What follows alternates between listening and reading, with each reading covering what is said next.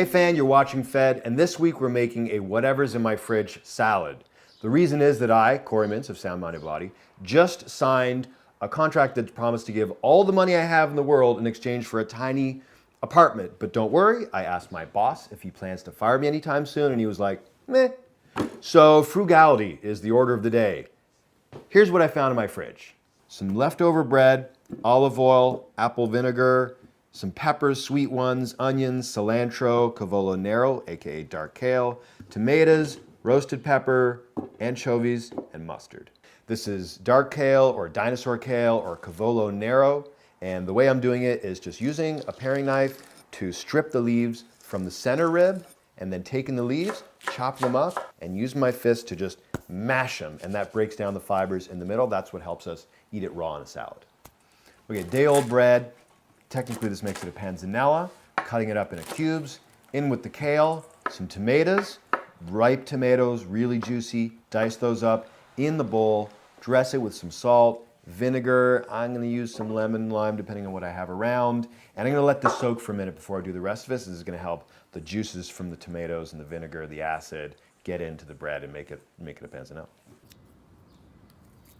I'm gonna go on the balcony and see if I can find some fresh herbs to put in this salad. And while I do that, let me tell you about the column the salad came from. I did a cooking class with my friend Steve at his junior high and former Prodigy chef Luke Hayes Alexander. We taught a bunch of kids. I put all these random ingredients in the table center, all fresh stuff, and I said, just make something, make a salad. And in groups, they made amazing salads with barely any supervision, all fresh ingredients, and it really unlocked the idea that cooking is about trusting your taste and having confidence rather than following orders and following a recipe. Other things I found in the fridge, well, I found a lot of things in the fridge, but here's what I'm gonna use. Some onion, gonna peel it, slice it up, some sweet peppers, gonna dice these up, and I found some roasted pepper. I'm just gonna chuck that in as well. And then here's the point where I diverge a little bit, some mustard, that's gonna be great. I really want to put anchovy in this because anchovies are delicious, and I will, but you know what? I'm going to split it in half and put anchovies in half of it because, of course, anchovies are optional. And if Carlos maybe wants to take a salad home, I give you the choice of anchovies or no anchovies.